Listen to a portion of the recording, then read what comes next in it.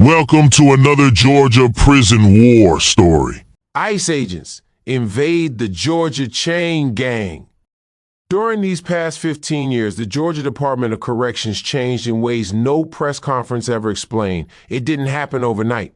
It happened quietly, cell by cell, bunk by bunk, chow hall by chow hall. By 2010, the Spanish language could be heard as often as English in intake units across the state. By 2015, it was no longer unusual for entire dorms to be half Hispanic. Most of the men came from Mexico, Sinaloa, Michoacan, Jalisco, picked up on traffic stops, job site raids, or minor drug charges that spiraled into years behind razor wire. Some were undocumented, some weren't. The paperwork rarely mattered once the gates closed. Inside Georgia's prisons, survival demanded alignment. Latino inmates organized fast. What began as loose hometown alliances hardened into disciplined prison groups, structured, militant, and unified across facilities. Unlike older black and white prison gangs fractured by street politics, the Latino groups moved as one body, whether they were MS-13, Serenos, Norteños, or Mexican Mafia. If one prison went up, they all felt it. By 20, they were fighting everyone. The Bloods, the Crips, the GDs, and even the White Boys Ghostface gang. Rural homegrown crews, it didn't matter. Yard fights turned into dorm wars. Machete-style shanks appeared in chapel bathrooms. Officers learned to step back when Spanish prayers echoed before lockdowns. Then came the election that changed everything. When Donald Trump won the 2024 presidential race and announced the resurrection and expansion of immigration and customs enforcement as a domestic strike force to rid the nation of all illegals, the country convulsed. Masked agents began sweeping through cities with zip ties and no-knock warrants, detaining anyone who fit the profile. Mistakes mounted. Natural-born citizens disappeared into detention centers. Courts lagged behind the arrest. The breaking point came when an ICE agent fired 3 rounds into a woman's face in Minneapolis, later claiming she tried to run him down with her car. The footage didn't match the report. The protest didn't stop. And ICE didn't slow down. They escalated. By late February 2026, ICE turned its attention inward to the prisons, particularly ones in the state of Georgia, after receiving intel that there were a ton of illegals there from Mexico. Georgia became the proving ground. Hayes State Prison sat low and wide in the hills of Chattooga County, a concrete scar pressed into red Georgia clay.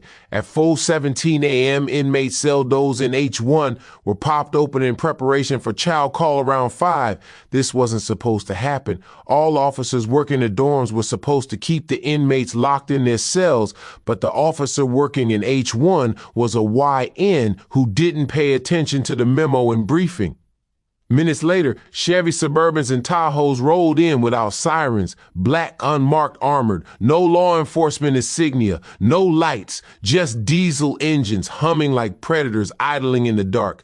ICE agents stepped out wearing face masks, rifles slung tight across their chests, patches deliberately stripped clean.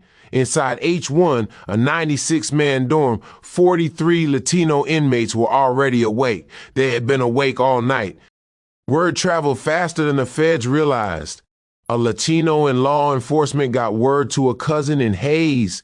A kitchen worker whispered it. A trustee confirmed it. By midnight, every Latino dorm in Hayes knew ICE was coming. Not for paperwork, not for hearings, but for roundups. One of those ICE assholes. Agent Daniel Croft checked his tablet. Target list loaded, he said. We extract fast, no delays. Warden Jones nodded, sweating through his collar. You get resistance, you pull out, he said. This isn't, Croft cut him off, this is federal authority, so cut the small talk. The officer working H1 hit the button as the agents pulled up and the door opened. The first agent stepped inside and froze. Some of the cell doors was open and a few inmates were walking around on the big floor. The officers were given strict instructions to keep the inmates locked inside their cells for an easier extraction. After all of the agents entered H1, the lights suddenly went out. The screaming started seconds later. Shanks fashioned from lawnmower blades tore through tactical vests. An ICE agent caught a bone crusher Shank in the jaw and dropped before he could raise his weapon. ICE agents fired less lethal rounds blindly, orange flashes strobing off concrete walls as bodies collided in the dark. Spanish voices shouted commands, not panic. Formation. From the top range, a man named Rafael El Santo Morales leapt feet first onto an agent's shoulders, driving him face first into the floor.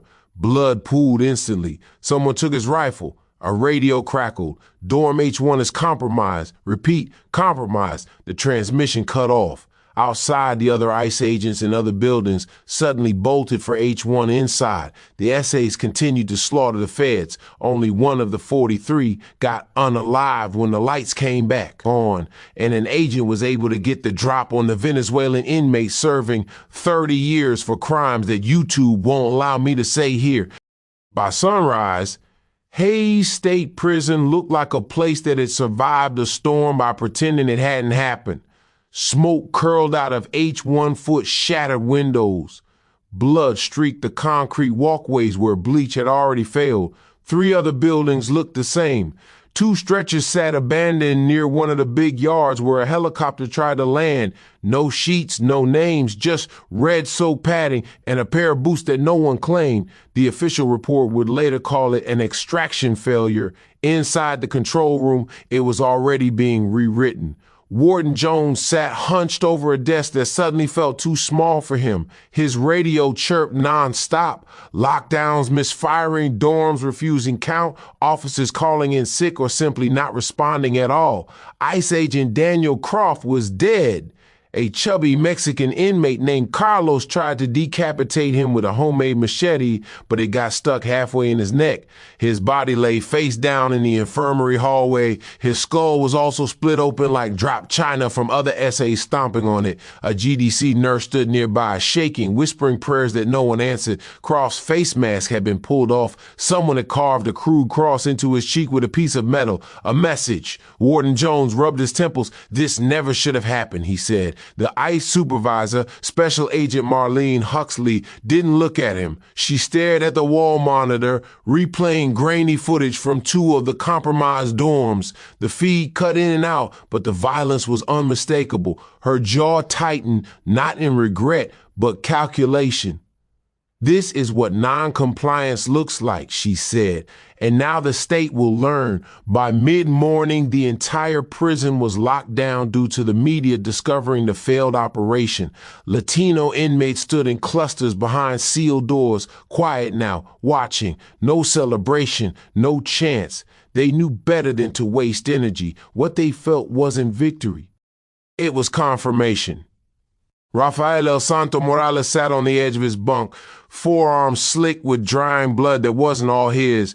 He was 36, lean, scarred, and calm in the way men became when they accepted that something irreversible had begun. "You hear the radio?" one of the younger inmates asked. Rafa nodded. "They're scared," he said in Spanish. "That's why they'll come harder." Across the compound, black and white inmates watched from behind glass, realizing something fundamental had shifted. This wasn't a prison riot. This wasn't gangs beefing over territory. This was the federal government trying to reach into a cage and pull out men who had already decided they wouldn't go quietly, and prisons were not built to survive that. In the ICE Central Command Room back in Atlanta, maps of Georgia prisons were pinned to corkboards, red circles hastily drawn around Hayes, Telfair, Smith, and Riverbend Private Prison. Every facility with a significant Latino population was now labeled hostile. Huxley stood at the front of the room, addressing a dozen agents who suddenly looked much younger than they had yesterday. "One agent dead," she said flatly. "Multiple injured. GDC cooperation deteriorating." A man in a suit, Justice Department liaison, cleared his throat. "We're already facing congressional pressure. Minneapolis hasn't gone away." Huxley turned on him. "That woman tried to run our agent over." "Video shows her vehicle was turning away from him," the man replied. Silence. Huxley broke it. This isn't about optics. This is about authority. If inmates can resist federal extraction, the entire enforcement model collapses. Someone in the back asks a question no one wanted to hear. What if other prisons revolt? Huxley didn't hesitate. Then Georgia becomes the example because we'll annihilate all of these damn inmates. Smith State Prison was worse than Hayes. Older, meaner, less controlled. Why you staring at my booty like that? Since you want to act all thirsty, you need to hit that like and subscribe button for this video. You keep staring at my booty and I'ma tell my man GK and he ain't gonna let you watch his stories no more. When ICE vehicles were spotted outside the fence line, the inmates didn't wait for instructions. Count never happened. Doors were jammed with metal. Fires were lit in trash cans to choke camera views. An racist officer named Travis Bell locked himself in a supply closet and cried until his radio died. Inside dorm G2, Latino inmates knelt in a circle, not praying, but listening. A man read names from memory, who had family, who had papers, who didn't. We hold, the man said. They come in, they bleed, they take one of us, they lose 10 bodies. No one argued. Across the compound, Bloods, Crips, and GDs exchanged looks that said the same thing. If ICE can do this to them, they can do it to anyone. By nightfall, the phones were screaming. Georgia's governor stood in front of a window overlooking Atlanta, watching police helicopters drift across the skyline like nervous insects. "You assured me this would be surgical," he said into the phone. Huxley's voice crackled back. "Resistance was anticipated. A dead federal agent inside a state prison is not anticipated," the governor snapped. "That's a crisis." There was a pause. Then Huxley said, "This only ends one way." The governor closed his eyes. Outside Georgia's prisons were already choosing another. By 3 p.m., every major network had broken into regular programming. Anchors spoke with the careful stiffness of people who knew they were standing on a fault line. The clip looped behind them, blurred, slowed, replayed, boots rising and falling, a man screaming in Spanish, the word "stop resisting" echoing like a bad joke. No watermark, no attribution, just truth leaking through a crack no one could seal fast enough. Within an hour, hashtags drowned everything else. Hashtag Smith State Prison, hashtag ICE Inside Prison, hashtag Georgia Burning ICE Headquarters issued a statement before midnight. The footage circulating online is under review and lacks full operational context. That sentence alone fueled another 1 million shares. At CNN's Atlanta bureau, producers shouted over each other, "Run it again, but cut before the body. No, show it. People need to see it."